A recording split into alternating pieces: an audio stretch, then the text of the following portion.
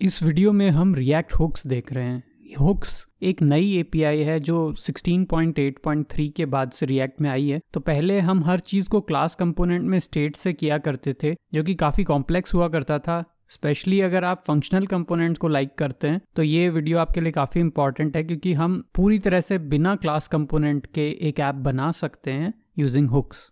तो सबसे पहले हम क्लास कंपोनेंट का स्टेट वाला पार्ट एक बार वापस से देखते हैं। आप हमारे प्रीवियस वीडियो में भी जाके देख सकते हो। एक छोटा सा ओवरव्यू लेते हैं।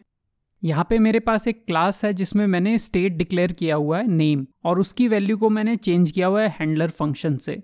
तो इसमें तीन इंपॉर्टेंट चीजें हैं जो हम देखेंगे। फर्स्ट की आप देखोगे इसका डिक्लेरेशन ऑफ वेरिएबल कहाँ पे है। तो आप देख रहे हो इस तरह से दिस डॉट स्टेट करके हम जनरली स्टेट डिक्लेयर करते हैं। दूसरी चीज है कि हम इसको कैसे सेट करते हैं। तो सेट स्टेट करके एक फंक्शन होता है जिसमें हर बार आपको उसकी वैल्यू पास करनी पड़ती है, जो भी नई वैल्यू है। और ऐसे ही तीसरी चीज ये है कि आपको दिस से डील करना पड़ता है, मतलब चाहे वो स्टेट का नेम उसको रीड करना हो या फिर जो फंक्शन भी आप कॉल कर रहे हो उसमें भी आप दिस डॉट स्टेट कॉल करते हो। तो ये दिस से डील करना भी एक थोड़ी कॉम्प्लिकेटेड चीज है, स्पेशली न्यू कमर्स के लिए जो जावास्क्रिप्ट में है। तो ये सारी चीजें कहाँ कैसे चेंज हो जाती हैं एक हुक में, वो हम देखते हैं। तो हम सबसे पहले यूज स्टेट हुक देखेंगे। इसमें आप टॉप पे एक लाइन देख रहे होगे, कॉन्स्ट नेम सेट नेम। ये वाली लाइन में हम रिस्ट्रक्चरिंग यूज कर रहे हैं। तो इसका आप थोड़ा सा एक्सप्रेशन देखोगे तो आपको अजीब लग सकता है, बट बेसिकली ये एरे डिस्ट्रक्चरिंग है। यहाँ पे एक यूज स्टेट हुक है जिसमें हमने एक जॉन वैल्यू पास की हुई है। तो ये क्या करता है, बेसिकली ये भी वही काम करता है। एक तरह से डिक्लेरेशन ऑफ वेरिएबल आपका यहाँ हो जाता है। तो ये एक दिस डॉट स्टेट की तरह ही है, और इसकी वैल्यू यहाँ जॉन सामने जो आपने दी है इस हुक में वही यूज होगी। दूसरा पार्ट है कि सेटर फंक्शन कौन सा है। तो यहाँ पे जो सेट नेम, ये आपका सेटर फंक्शन है। तो इसमें सेट स्टेट करके वापस से यूज नहीं लेना होता। यहाँ पे आप कोई भी फंक्शन दे सकते हो, बट जनरली कन्वेंशन है कि सेट और आगे नेम, सेम नेम आप दोगे तो अच्छा रहेगा। इसके अलावा इसमें कोई दिस कीवर्ड नहीं है, जैसे क्योंकि ये फंक्शन है बेसिकली। तो आप यहाँ देखोगे यार नेम में जहाँ मैंने सीधे उसको एक्सप्रेशन में यूज ले लिया, यहाँ पे भी मेरे को दिस से डील नहीं करना पड़ रहा। और यहाँ सेट नेम में भी मैं सीधे उसको यूज ले सकता हूँ। काफी कुछ अगर ये वही काम करता है जो बेसिकली आपका कंपोनेंट क्लास कंपोनेंट स्टेट में कर रहा था, बट यहाँ पे काफ़ी इजीली हो गया without even having confusion of this, and काफ़ी कम लाइंस में भी आपको ये लिखना पड़ा। इसको एक और तरह से देखते हैं एक लाइन में। जैसे ये जो लाइन थी, इसको अगर आप समझ नहीं पा रहे डिस्ट्रक्चरिंग में, तो बेसिकली ये इस तरह से है कि जो नेम है वो आपका जो यूज स्टेट हुक है उसका फर्स्ट पार्ट है। अगर उसको आप एरे मान लेते हो, एक एरे रिटर्न होता है, तो और सेकंड पार्ट उसका सेट नेम है। तो इस तरह से डिस्ट्रक्चरिंग काम करती है। आगे हम कोड में देखेंगे कि ये कैसे इफेक्ट करता है और आप इसको कैसे यूज ले सकते हो। तो यहाँ हम एक फ्रेश कोड स्टार्ट कर रहे हैं। एक क्रिएट रिएक्ट ऐप से हम एक नई ऐप बना रहे हैं हुक्स के एग्जाम्पल के लिए। वैसा ही प्रोसेस है, बट आपको ये देखना है कि रिएक्ट का लेटेस्ट वर्जन यूज हो, स्पेशली 16.8.3 जो अपने आप ही होगा इस टाइम पे। तो यहाँ पे उस वर्जन के बाद के हर चीज में हुक्स अपने आप आएंगे। तो एक बार आपकी ऐप सेटअप हो जाती है, जो नॉर्मल तरीका है उसी तरह से, तो आप देखोगे इस तरह की कुछ स्क्रीन आपके पास बाय डिफॉल्ट आएगी। अब मैं इस प्रोजेक्ट को एक कोड एडिटर, जैसा हम VS कोड हमेशा यूज़ करते हैं, उसमें ओपन कर लेता हूँ। तो सबसे पहले यहाँ जो डिफ़ॉल्ट कोड आपको दिख रहा है इसको आप क्लियर कर सकते हो, और इसके अलावा जो CSS इसमें जनरली मिलती है उसको भी आप क्लियर कर सकते हो। मैं केवल डॉट ऐप रख रहा हूँ, और यहाँ पे मैं कुछ बॉर्डर वगैरह प्रोवाइड कर देता हूँ। ये बॉर्डर इस कंपोनेंट को अच्छी तरह हाईलाइट करने के लिए मैं यूज़ कर रहा हूँ, बॉर्डर और पैडिंग कुछ एक्स्ट्रा। तो आप रिफ्रेश करके देखोगे तो यहाँ पे एक एम्प्टी कंपोनेंट है। ये एम्प्टी लग रहा है क्योंकि इसके अंदर कंटेंट नहीं है, तो मैं ऐप लिख देता हूँ। ऊपर से थोड़ा सा मार्जिन भी हम दे देंगे, तो मार्जिन टॉप देने से ये कंपोनेंट ज़्यादा अच्छा दिखाई देगा। तो अब आपको क्लियरली दिखाई दे रहा है कि कहाँ आपका ये कंपोनेंट है। मैं साइड बाय साइड स्क्रीन और कोड एडिटर रख लेता हूँ ताकि आपका ब्राउज़र भी आपको दिख सके। अब मैं एक क्लास कंपोनेंट सबसे पहले बना रहा हूँ। यही कंपोनेंट हम पहले समझेंगे कि इसी कंपोनेंट में हम स्टेट कैसे यूज़ करते हैं, और बाद में उसी को हम हुक से ट्राई करेंगे। तो इसमें आप एक्सटेंड करोगे रिएक्ट कंपोनेंट को। जनरली सारे जो क्लासेस होते हैं एक ही तरह से बनते हैं। जनरली आप एक कंस्ट्रक्टर यूज़ करते हो, फिर उसमें सुपर कॉल करना होता है, और यहाँ पे मैं दिस डॉट स्टेट में एम्प्टी स्टेट एक डिक्लेयर कर रहा हूँ। ऐसे ही रेंडर फंक्शन यूज़ करेंगे। रेंडर में आपका JSX लिखा हुआ होता है, जो भी आपका टेम्पलेट है डिफ़ॉल्ट कंपोनेंट का। तो यहाँ पे मैं क्लास बेस्ड कंपोनेंट लिख रहा हूँ ताकि हम इसको ईजिली रिकॉग्नाइज कर पाएँ कि ये क्लास वाला कंपोनेंट है। बाद में हम हुक वाला भी बनाएंगे।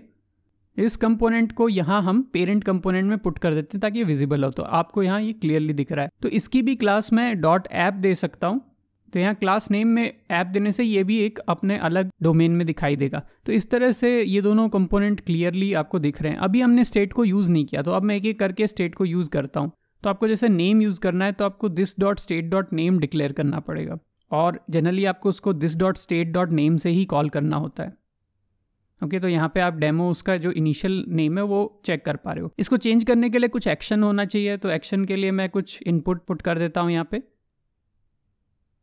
तो एक टेक्स्ट इनपुट हम यहाँ पुट कर रहे हैं, इसके टाइप करने पे ही ये चेंज हो जाना चाहिए। तो ऐसा कुछ आपने पहले भी बनाया होगा रिएक्ट में। तो हम एक हैंडलर फंक्शन यहाँ पे क्रिएट करते हैं और इसका नाम मैं रख देता हूँ सेट नेम। सेट नेम इसको थोड़ा सा मैच करेगा जब हम बाद में हुक बनाएंगे उससे। तो ऑन चेंज इवेंट में लेता हूँ C कैपिटल, क्योंकि ये रिएक्ट है तो इसमें हम इस तरह से लिखेंगे। और जैसा आप जनरली लिखते हैं एरो फंक्शन में, तो यहाँ मैं इवेंट को सेट नेम में पास कर दूंगा, और ये जो इवेंट ऑब्जेक्ट है इससे आपको वैल्यू आप यूज़ कर सकते हो। तो यहाँ पे एरर आ रही है कि सेट नेम डिफाइंड नहीं है, वो हम पूरा उसको कंप्लीट करेंगे तो हट जाएगी।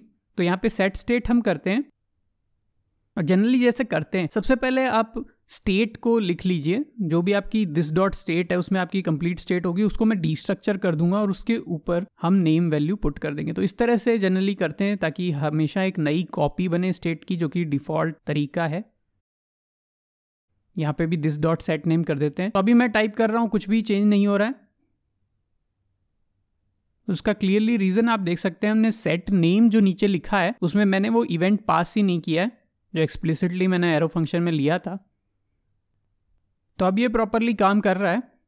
तो ये आपने देखा कि कैसे हम क्लास कंपोनेंट सीधे यूज़ कर सकते हैं। तो थोड़ा कॉम्प्लिकेटेड था, सिंपल सी एक चीज़ करनी थी, उसके लिए सब बनाना पड़ा। अब इसी चीज़ को हुक से करके देखते हैं। तो मैं एक फंक्शन क्रिएट करता हूँ फंक्शनल कंपोनेंट के लिए, और इसका नाम मैं कंपोनेंट विद हुक्स रख देता हूँ। और इसमें भी हम सेम चीज़ें रिटर्न करेंगे। तो मैं ज़्यादातर चीज़ें यहीं से ही कॉपी कर लेता हूँ, बाद में उसको अकॉर्डिंगली हम मॉडिफाई कर लेंगे। तो सेम टेम्पलेट मैं यूज़ करता हूँ। यहाँ पे मैं इसको हुक्स बेस कर दूंगा, और यहाँ नेम, यहाँ दिस तो है ही नहीं तो हम हर जगह से दिस हटा देते हैं। ओके, तो काफ़ी कुछ सेम है, पर स्टेट अभी डिक्लेयर करनी पड़ेगी। तो इसके लिए हम हुक यूज़ करेंगे। तो यूज स्टेट यूज़ करता हूँ, बट इसको ऊपर डिक्लेयर करना पड़ेगा। तो यहाँ ऑटोमेटिकली मैंने इंपोर्ट कर लिया, बट अगर ऐसे नहीं हो तो आप डायरेक्टली वहाँ लिख भी सकते हो। अब मैं डिस्ट्रक्चर्ड फॉर्म में लिखूंगा नेम और सेट नेम, और इसको इसके इक्वल कर दूंगा। इनिशियल वैल्यू आप कुछ भी दे सकते हो। यहाँ पे मैं डेमो देता हूँ ताकि वो वैसे ही एग्जाम्पल जैसा लगे। तो यहाँ पे सेट नेम मैंने दे दिया है। इसको डायरेक्टली भी कॉल करके हम ट्राई करते हैं कि ऐसा कुछ होता है क्या। तो यहाँ पे मैं ऊपर हुक्स वाला कंपोनेंट भी रख देता हूँ। अभी टाइप करने पे कुछ नहीं होगा बेसिकली, क्योंकि आपने नीचे आपने ऑन चेंज पे कुछ इफेक्ट लिखा ही नहीं। सेट नेम को एक्चुअली वैल्यू चाहिए जो आप स्टेट के लिए पास करते हो। तो यहाँ पे भी आपको बेटर है कि आप एरो फंक्शन की तरह ही उसको प्रॉपरली इवेंट पास करें। और इवेंट में इस बार आप इवेंट केवल पास नहीं कर सकते, क्योंकि आपको एक्चुअल वैल्यू वहीं पे ही पास करनी है जो स्टेट की नई वैल्यू होगी। तो e.target.value जो कि उसकी एक्चुअल वैल्यू होती है वो आप यहाँ पे पास कर दोगे। तो अब ये टाइप करते हो तो ये डायरेक्टली नेम में जा रही है, तो ये काम भी आपका प्रॉपरली हो गया। तो आप देख सकते हो कितना सा कोड है कंपैरेटिव दैट, और दिस का भी कोई इशू नहीं है। एक बार अगर आपको हुक्स की आदत हो जाएगी तो आप कभी भी शायद स्टेट यूज नहीं करना चाहेंगे। और फंक्शनल कंपोनेंट वैसे भी ज़्यादा ईजी टू मैनेज होते हैं। कुछ एक रूल देखते हैं, जैसे मैं एक प्रॉप यहाँ पे पास कर रहा हूँ टाइप हुक में। ये जस्ट एक चीज़ चेक कर रहे हैं हम कि ये कंडीशनली चलते हैं या नहीं। तो इसको मैं सीधे यहाँ पे डिस्ट्रक्टर प्रॉप की तरह यूज़ ले सकता हूँ। If type equal to hook, तो मैं चाहता हूँ कि ऊपर अगर आप हुक पास करो तो ही ये इनिशियलाइज हो, अदरवाइज कुछ और इनिशियलाइज हो। तो यहाँ पे जैसे स्टेट में मैं कुछ और इनिशियल वैल्यू दे रहा हूँ, तो इस तरह की चीज़ में एरर आएगा। तो इसको अगर आप जूम करके देखते हो तो यहाँ पे क्लियरली ये डिफाइंड है कि यूज स्टेट कंडीशनली कॉल नहीं हो सकता, ये हमेशा टॉप लेवल पे होना चाहिए। तो ये कुछ नियम हैं, कुछ रूल्स हैं जो आपको हुक्स के साथ फॉलो करने होंगे, और उसके काफ़ी रीजंस हैं। आप रिएक्ट की साइट पे जाके इसको डीपली पढ़ भी सकते हो। तो इस चैनल पे हम देखते हैं इंटरेस्टिंग कोड कॉन्सेप्ट्स और उनके एग्जाम्पल कोड्स। अगर आप और ऐसे वीडियो देखना चाहते हैं तो सब्सक्राइब कीजिए